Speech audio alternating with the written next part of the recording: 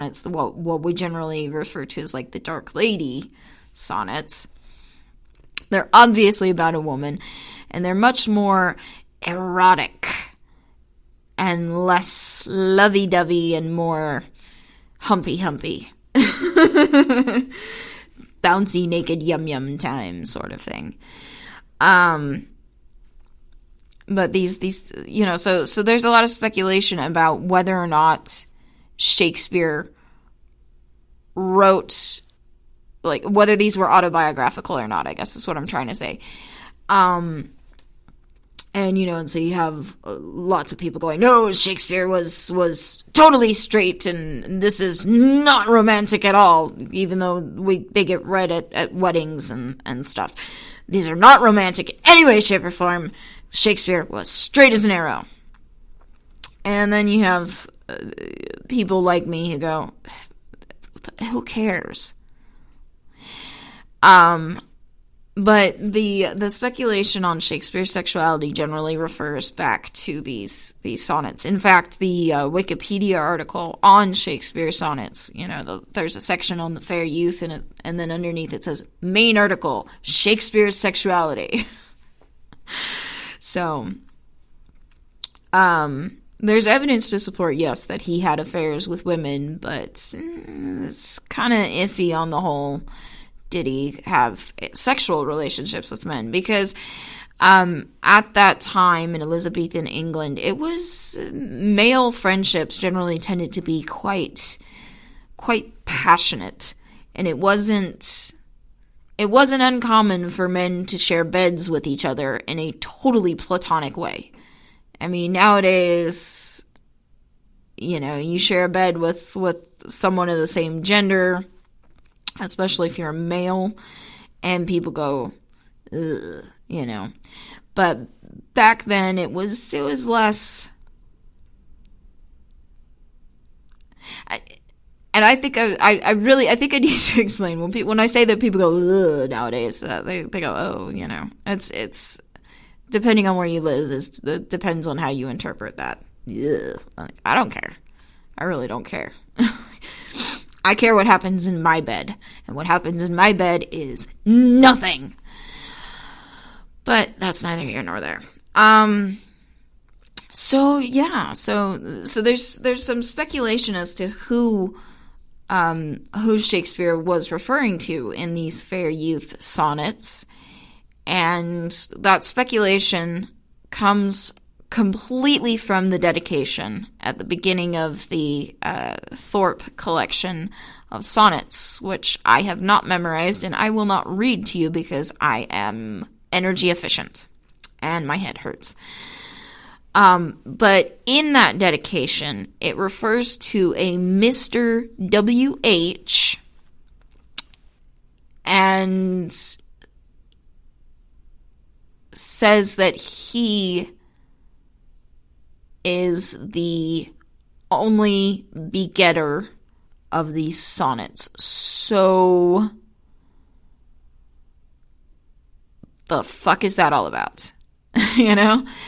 So I'm gonna present a few, actually 3, because I really don't want to get into anything other than these 3 possibilities. The first possibility being William Herbert, Earl of Pembroke,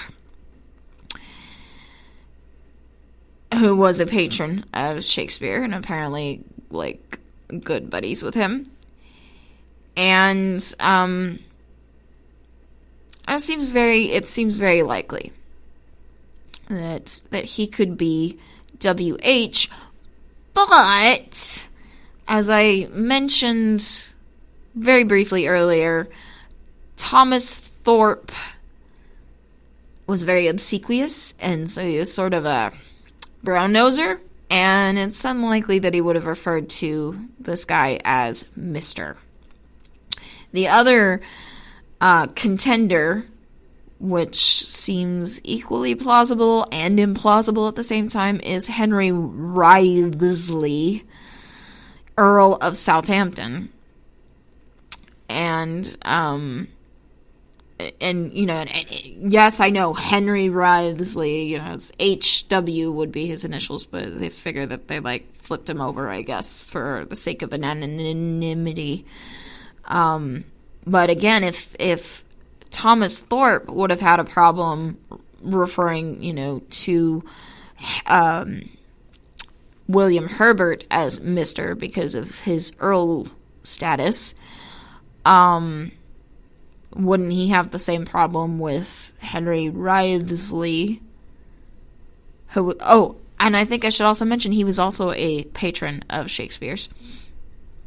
And, anyways, but wouldn't he have a similar thing with him? But the one that I like the best, and the one that I want to believe is true, is that W.H. is actually William Shakespeare himself. There's speculation that it could be a typo. And that it was supposed to read W.S.H. for William Shakespeare. And instead, the S somehow didn't make it into the typesetting, and it became W.H., which I guess makes sense, and that's what I want to believe. But my theory on who the Fair Youth and Dark Lady are is I don't know if I necessarily think that Shakespeare was always writing from his own point of view. Maybe he was. Maybe it was autobiographical. But the reason that I say I don't know is because going back to his education, is he was very good at presenting both sides of an argument very convincingly. And, and you see it in his plays, and so it just stands to reason that maybe, just maybe, he's not entirely writing from his own point of view. Maybe, like, the feelings and the passion are his own, but maybe he's taking on a character of some sort. The gender of whom I really don't care. I don't. Maybe he thought, oh, I will write love poems as though I am a woman and I am in love with this fair youth. But I maybe he wanted to write it from the perspective of a flamboyant person. I don't know. I don't know how autobiographical it is.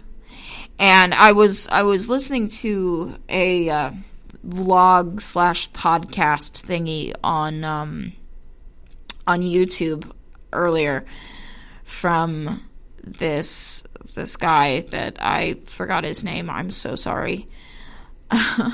This random person that has no idea that this show exists. I'm sorry. But he made a really valid point that in not explicitly stating to whom the poems were addressed, in the Fair Youth cycle and equally in the Dark Lady cycle, Shakespeare was essentially saying, you don't need to know. That's my business. So, but the interesting thing about the Fair Youth sonnets is they actually start out, the first 17 sonnets 1 through 17, are actually encouraging this fair youth to go out, get married, and have babies, because he's very, very pretty. And so, and then there's a sort of shift at sonnet 18 where it's, more loving and passionate. And again, I hate sonnet 18. Any male that ever recites that to me thinking they're going to impress me is going to get bitch slapped. But culminating in, I want to say it's 126, but I may be wrong. But culminating and ultimately, and you sort of have this journey that's undertaken from 18 onwards of, loving and jealousy and problems, and there's even a little love triangle at some point. But then you get to the end of this cycle. Like I said, I'm pretty sure it's 126 that I'm thinking of, where Shakespeare talks about how he and the fair youth have a marriage of minds, and that even if their relationship has not been one of sexual passion, it's been one of intellectual, spiritual, and emotional passion. And there's sort of a peace in that, and it's a wonderful conclusion. So I'm not going to recite any of the Fair Youth sonnets because I didn't take the time. I'm not going to read any of them because, like I said, I'm energy efficient and my head hurts. And I wanted to make sure to do this show. So if you follow me on any of my social medias, I have posted, and I'll probably post again, a link to where you can read the sonnets for yourself, because they are public domain. Basically everything Shakespeare is public domain, which is part of why I love him so much. It's like, thanks, Willie. Thanks, Bill. You've made my life so much easier and cheaper. Because, yeah, you can buy big volumes of Shakespeare, Norton Anthology of Shakespeare and complete William Shakespeare, but you're going to pay lots of money for somebody else's annotations and footnotes and stuff. And I mean, it's not that it's not worth it, but if that's your bag, that's your bag. I'm one of these people, like, let me read the text, and I'll go on YouTube and Google and Wikipedia and shit and get that information for myself. I will forage for my useless information. Thank you very much. Just give me the text for free. So that's all I have to say about the Fair Youth cycle. If you would like to find me anywhere on social media, the internet, really, Purple Becca 923 is what you need to be looking for. That's PURPLEBECCA 923. That is my username on Twitter, Instagram, Facebook, and Snapchat. And with regards to Twitter, Instagram, and Snapchat, I always follow back. And furthermore, if you send me anything inappropriate, you will be dealt with accordingly. Blocked, reported, deleted, all that good stuff. Cause I'm saying this now because yesterday I got like 10 ads on Snap. Like I had 10 people add me, and I always add back, like I said. And within about like, I don't know, like a few hours, I had to block and report at least 2, probably about 3. I lost count because of inappropriate messages and snaps. And I was just like, ugh, I don't want that. I am a lady, okay? I am a lady. And whether I'm drunk in church or I swear in public, I expect to be treated like one. So, yes. What's next? Oh, purplebecca923@gmail.com is my email address. And purplebecca923.com is the website. Yay! So until next time, remember that education is fresh and learning is fun. So go out there, create what you deserve, and then fly with the penguins. Toodaloo!